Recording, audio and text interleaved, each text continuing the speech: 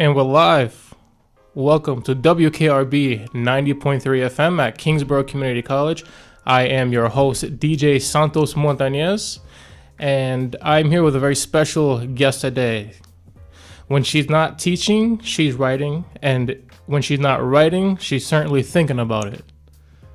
Today, I'm with the instructor of English here at Kingsborough Community College. The words "she cares" appears at least 10 times in her Rate My Professor reviews. I'm sure there's more, but I didn't have time to sift through everything. There's like 93 reviews or something on there, and I was just like, okay, I've counted enough cares. Other motifs include passionate, supportive, best professor I've had, and other modest terms. Very importantly as well, she's a loving mother. Please welcome Professor Laura Nadel. Thank you very much. It's great to see you again, Santos. It's great to see you. Thank you for coming in. How are you feeling today? I'm feeling excited. I'm glad. It's nice to be in a new part of campus that I haven't seen and to reconnect with you. You're a very memorable student, so. I don't know how to take that.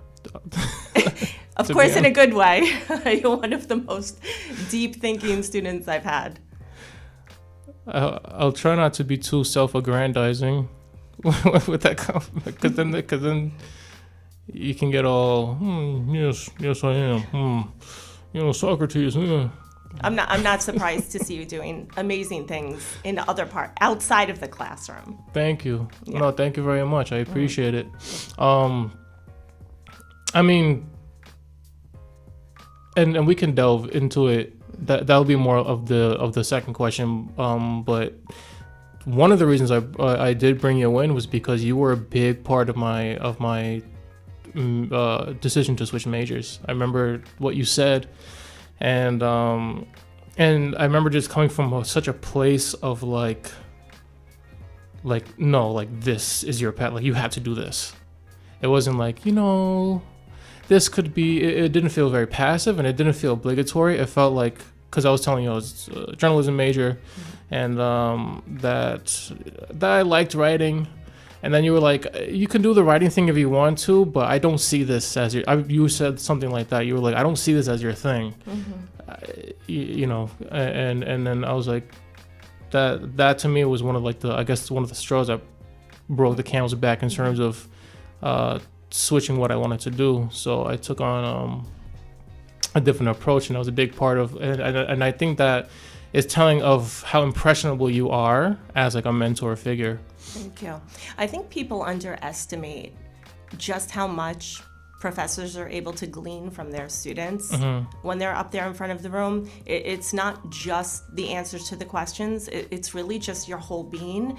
And students who have interpersonal skills, students who are thoughtful and who are doing that critical internal work, they stand out today. And so that's likely why I had said that to you, because students who you use the word care, but students like yourself who care about the work are also rare. And, so it's nice to point that out and to recognize something in a student, and help shape them maybe to see something. I think students today are very concerned with like, what job can I do? How much money am I going to make? What title sounds good? But it's more than that, right? It's about like tapping into something that like you actually have. That's a skill perhaps, or a talent, and capitalizing on that. Yeah, I almost feel like that it almost goes into what it means to actually choose a path. It's the difference between identity chasing and process chasing. So true. Where it's, what do I want to be based off what sounds good on paper and what I would think it's cool to be, versus like, okay, what's the day-to-day going to be like with this thing? And I think a lot of that just comes from knowing yourself as you develop. And I'm not surprised to see that a lot of younger people are having a tough time with that process. I think self-awareness is really key to success. I think knowing yourself and knowing what works for you, and I don't only mean that in the classroom, but of course it starts there. Knowing what type of student you are, knowing how you work best, the environments that are least distracting for you, where you can succeed in the classroom.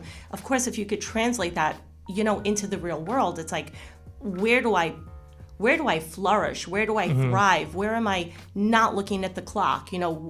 What spaces feel natural for me? And then if you could, of course, align your career path along that direction, I feel like that's the best case scenario, because then you're looking forward to going to work. And when you look forward to going to work and you're motivated to work more and further, and in that thing, whatever that is, you'll succeed. And then the financial reward and the, fame and the glitter, all that, it comes naturally. Yeah. You can't just chase the title or the dollar sign, although I'm sure that works for some people. But I think then you're sort of missing something really crucial, which is like a level of satisfaction or fulfillment, Yeah, it's almost off to what you're saying. It's like almost what is it that you're brought up to value, but then what is it that you're going to come across later in life? So maybe you are brought up to be very successful and chase the glamour, and then maybe you do get it, but then you have that midlife crisis of like, I have all this, but then I feel like something's missing. I feel nothing. Is because you're kind of taught what your values are instead of being able to kind of seek it for yourself. And I think that's kind of going off what you're talking about too. It's like build your foundation, not even partly build, but partly find your foundation first, and then kind of just see what is going to complement, your process. And even just the way that you speak about it, you've already like a little bit alluded to some of the questions that I have here, funny enough. I'll even go non-chronological. Go ahead. So being a mother, right, to your own children. Right. And an engaged professor, thank you, of a lot of other children, to me it sounds like a stroke about waiting to happen. It is. Some days feel very crushing.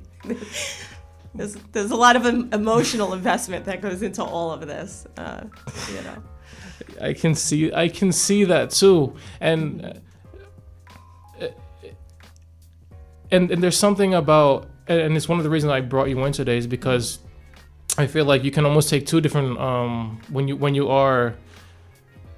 either choose or are dropped into that kind of path, you can either continue to be engaged in it and then almost like deal with the dynamics of the large dynamic emotions and giant stressors that come with that, or you can disassociate. And I feel like it's easier to disassociate. So a lot of people's experience with professors is that they're almost on autopilot when they're teaching, and the grading but I noticed that whenever you were teaching, like every little reaction out of the students you would kind of pick up on, and you wouldn't just respond to them as a professor, but you would respond to them as a person too. Like if somebody was being a little bit rude, you were like, I didn't really like that. And to me, it's like a lot of professors would, like the 1,000th time that a student is rude to them, they wouldn't even process it. They would just just kind of put a veil on it. And I never got that impression from you. So what is your, I guess, life mantra or philosophy when it comes to surviving that day to day? It's true. It is. There is a survival. I like that you're using the word survival, because some days it does feel like that, sink or swim. I don't know. Let's just go. My brain is so abstract right now, but I want to tackle everything you said. First and foremost, yes, being a mom means I'm naturally mature. I have a maternal quality, right? And I do feel like I bring a level of that warmth to the classroom, but I'm also careful about holding students accountable and like not mothering them, not spoon feeding the students, because that's important too. I do just think innately I am sensitive to students individually, because like you say, I have that insight of like, maybe a student is going through something else, or maybe something's going on at home, or what's causing a student to maybe, as you say, be rude today or something like that. I always know that there's something else going on, and sometimes it's hard to separate the teaching from feeling like I'm their therapist or their professor. Like at the or like just that I'm trying to, figure them out psychologically, although it does come into play. I feel like students don't realize how much of their nuances professors can pick up on. Speaking for myself, as you mentioned, I pick up on so much of what's going on.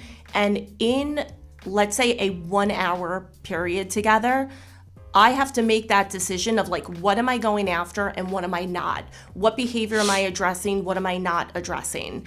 And sometimes if I call someone out on something, I try not to do it in like a passive aggressive way ever, but I want students to know what they're giving out, I'm seeing, and it's translating. And sometimes just calling them out on it, but like in a non-confrontational way, let students know like, everything you do is in fact translated and is seen. And sometimes it's a humbling moment for them. And so behaviorally, it becomes like a teachable moment for something else. So it may not be the content, but it's like I called you out on something and let's just acknowledge that. And oftentimes like that is enough for a student to course correct. If a student is, let's say, scrolling on their phone, which happens so much today, I may see it, but instead of saying like, no phones on the desk, or, put your phones away, or that's rude, I may just like monitor the room physically and then maybe gently touch the student on the shoulder and say, is everything okay? I see you're in the room. So I'm framing these rude behaviors as like more, I care, but I notice you're doing this. Is everything all right? So I'm not like trapping them or punishing them, but it's more like I see it, and that's usually enough for them to correct themselves. 100%. No, yeah, 100%. But there are so many decisions that happen in a day. Like, from where I'm standing, figure 20 students are in the room, 20 to 25 students.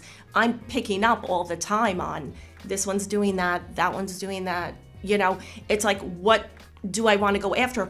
All the while keeping in mind the content of what I'm speaking of at the moment, or how I'm thoughtfully answering a question, or what is the next discussion question that I want to answer.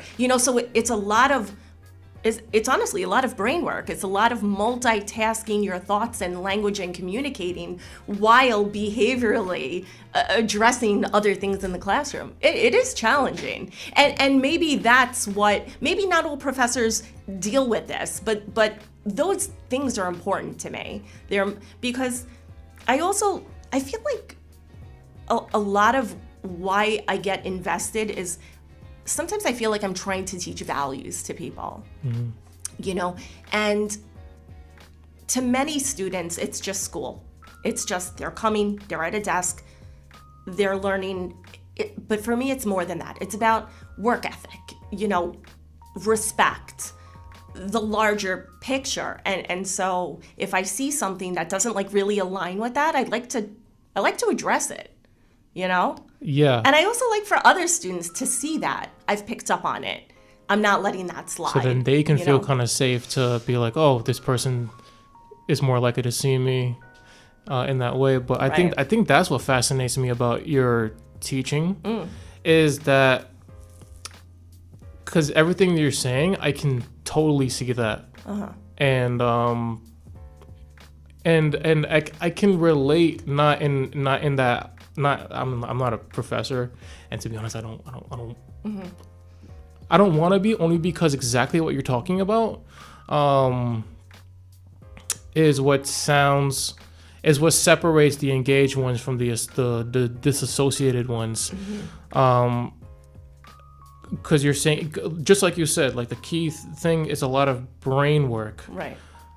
How do you do all that brain work without being overstimulated? How much do you have to be as impassioned as you are at what you do to not burn out mentally? And because I'm sure you've had a couple wall moments of like, you know what, like, screw it. I'm just not, I don't even care anymore. But Yeah. but you've been, and can you remind me how long you've been teaching again? Sure. So at King's, I've been a faculty member here at Kingsborough for 15 years. I was hired in the fall of 2011, and I've worked consistently, since then here, at least 2 to 3 semesters per year. So that's 15 years teaching college students. Before that, I taught in the New York City Department of Ed.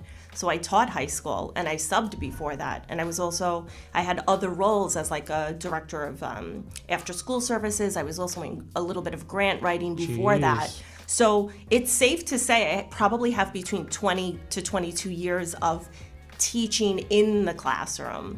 But that doesn't mean I've had 20 groups of students. The thing about college teaching is that every 3 months or 4 months, you're getting a fresh batch of students. So it really is it's like being on the front lines of teaching. Every few months, if something doesn't work or, I have the opportunity to recalibrate, and to try again and again and again. So all these, sometimes I try and feel a sense of camaraderie with, let's say, a K through 12 teacher, which many of my dear friends are, but they're with the same group from September to June.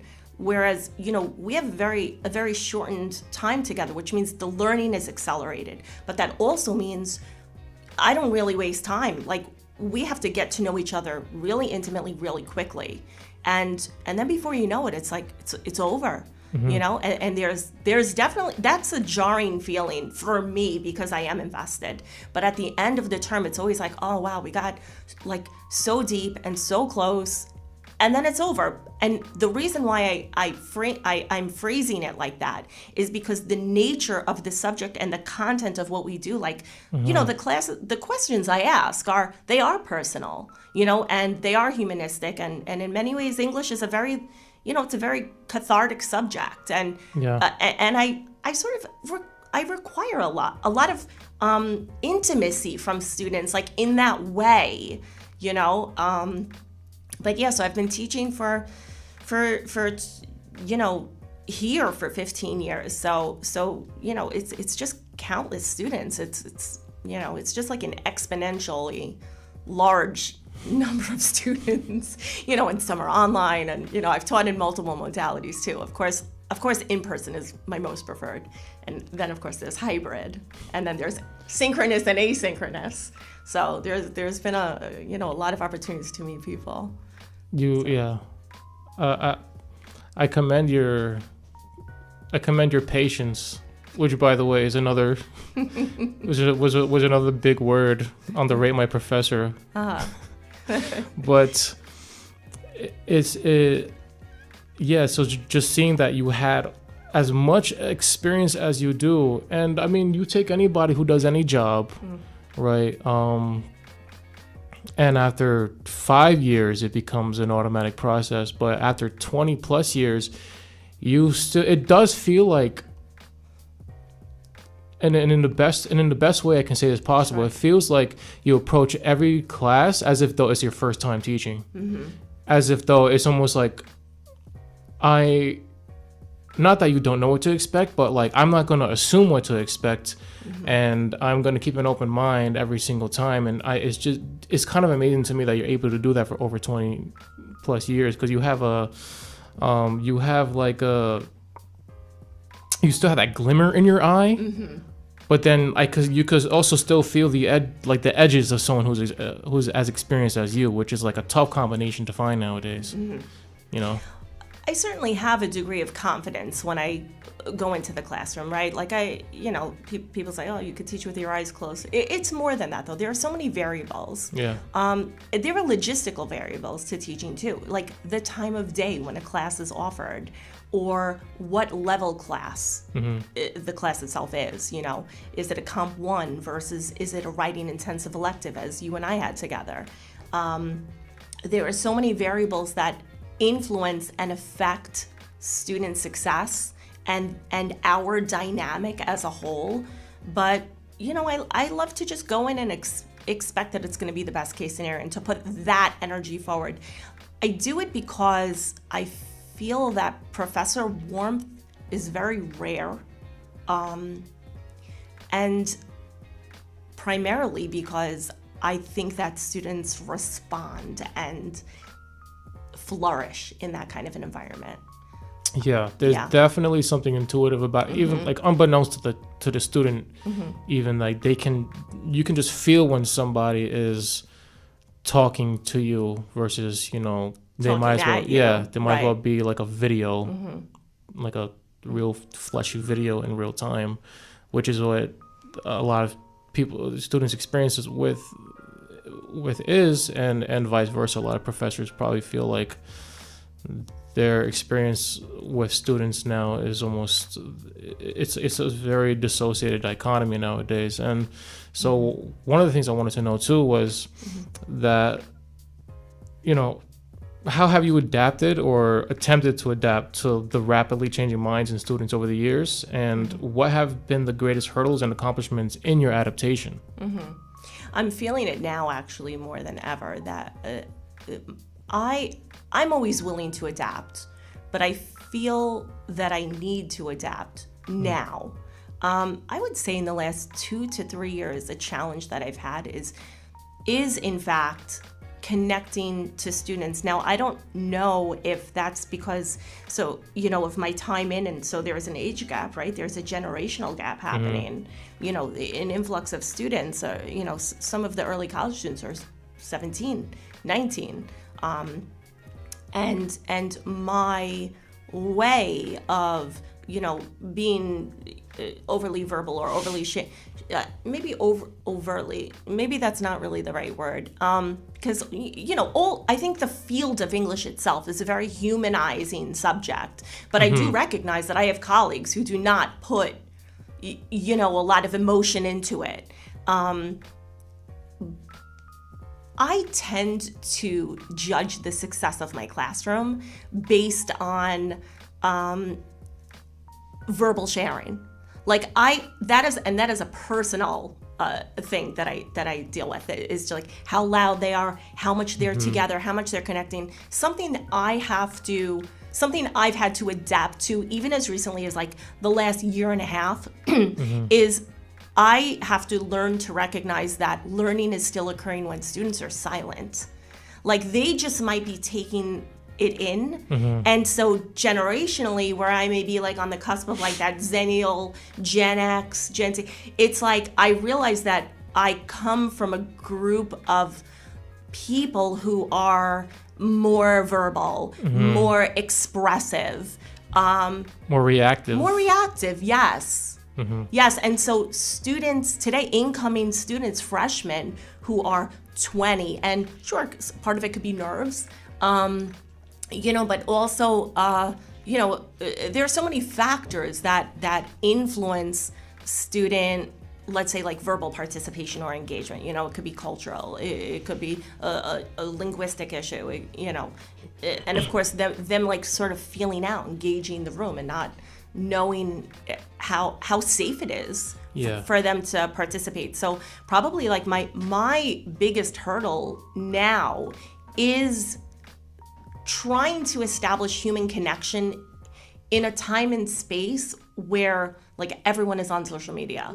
So everyone's just like connecting on the phone and scrolling and swiping, and so they're almost like observing the world. They're a bit removed, and here I am asking them at like 9 in the morning, like, get in it, get in your group, go share. And it's like, it's startling for them. What does Hemingway think about this? Right. Meanwhile, they just finished listening to 26/7 shorts in a row. Right. So I refuse to change that standard. I will always ask my students, like, get together, you know, share, tell me what you're thinking, you know. But I also, in my adaptation, have to recognize the growth, continue to find ways to connect, and, you know, just work on those techniques, I guess, on how to get students to open up a little. Honestly, you know what I really commend you? What I really commend you for is that you are still actively trying to find, just like you were saying earlier, you're trying to find the nuance, not just in.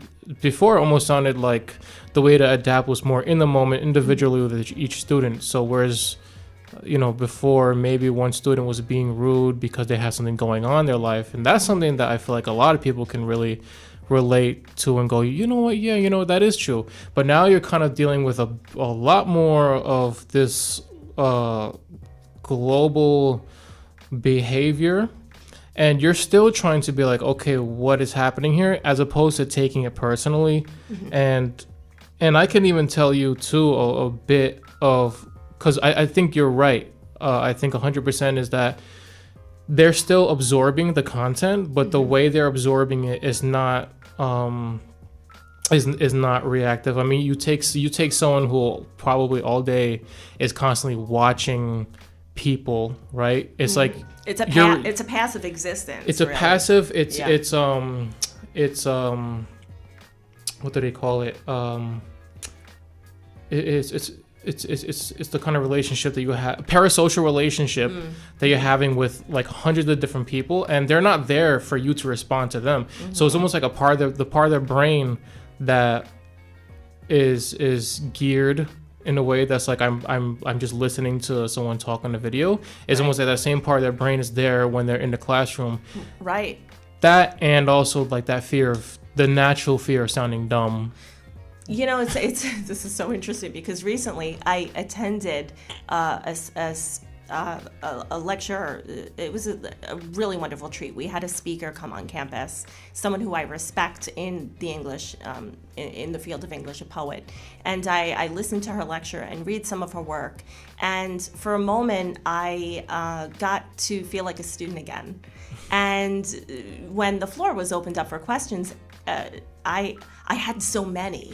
And the moment I recall, like, my brain just felt like a ball of yarn, and all of a sudden it was so humbling for me because I said, oh my gosh, this is it's so valuable that this happened to me, because it happened at a time where I think I was feeling stressed in my own teaching environment with students not reacting. And it was like, I had that identity switch where all of a sudden I was in that role and I wanted to ask the questions. And of course I did, but it took me a few moments of like self-editing in my mind to get those questions out to sound just how I wanted them to, to take that abstraction and to phrase it the way I wanted it to sound scholarly and thoughtful. Yeah, and I left. Exactly. And so even though it was such a beautiful experience for me to appreciate and be in this moment, this experience with this speaker, my takeaway from that was like, oh, that's what it feels like to be a student.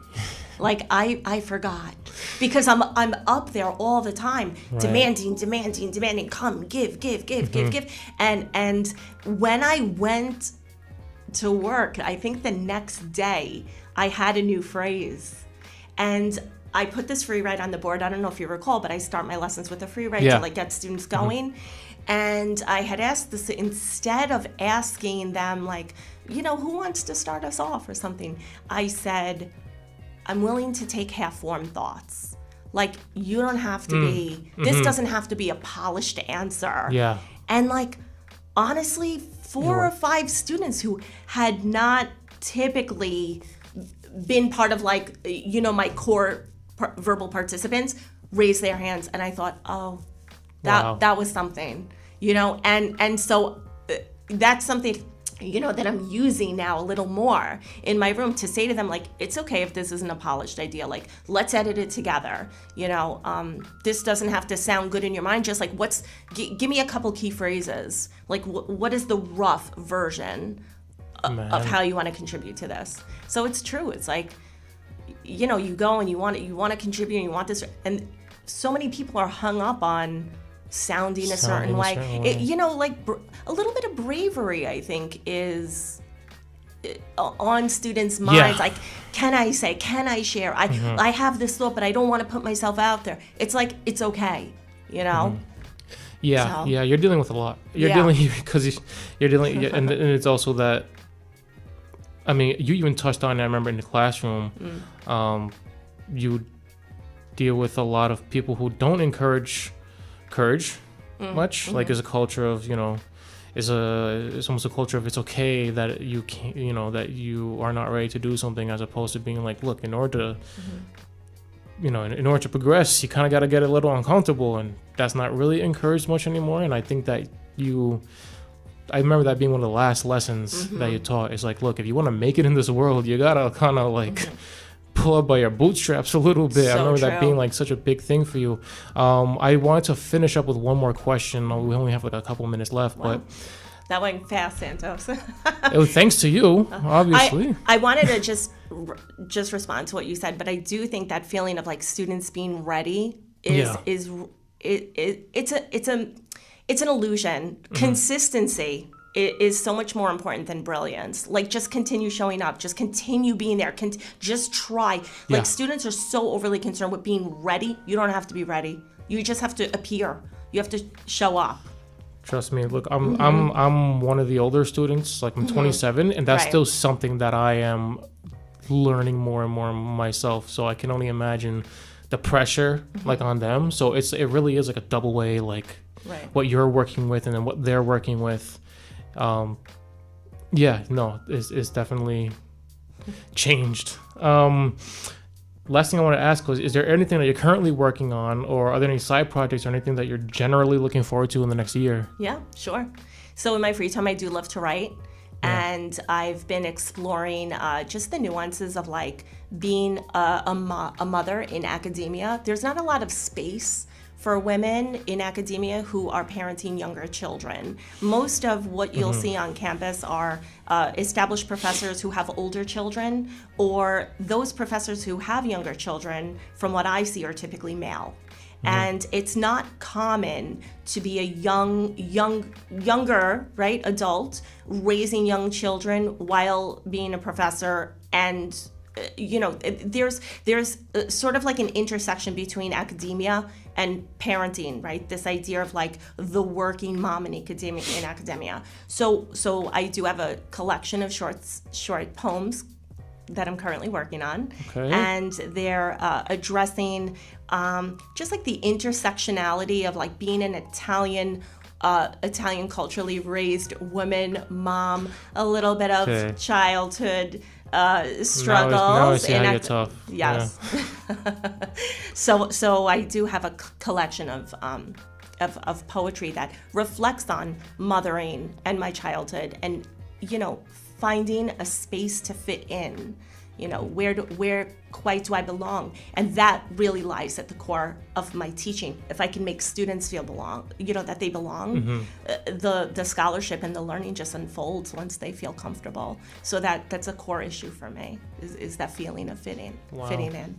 I want to ask like way more questions about that. Like the first question that comes to my mind is like that there's like, do you think that's a projection of how you're currently still feeling in a way, and do you think that will, like, learning that someone who's as experienced in life as you are, do you think that fact alone, that you still kind of feel like you're finding your place a bit, will be encouraging to students who feel like they need to find their place now?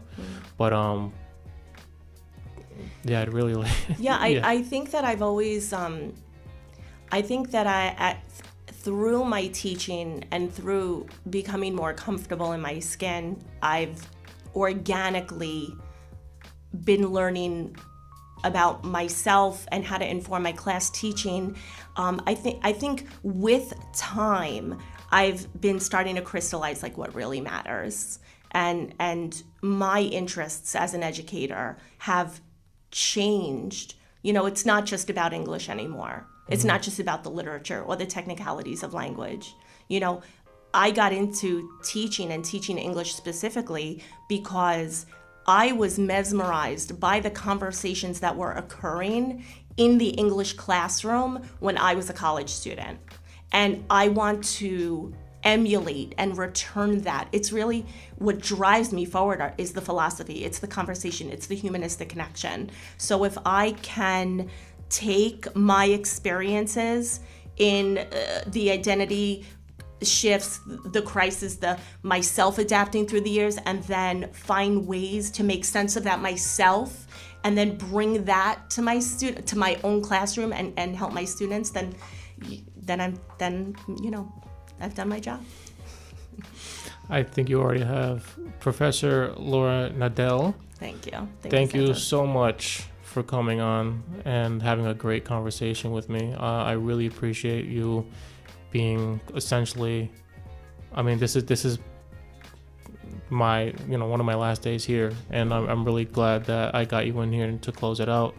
So thank you so much for joining me. Thank you for the gift of being, a thoughtful student and just a wonderful human. Oh man. Oh geez. I try. It's effortless. No, I try. Trust me, I try.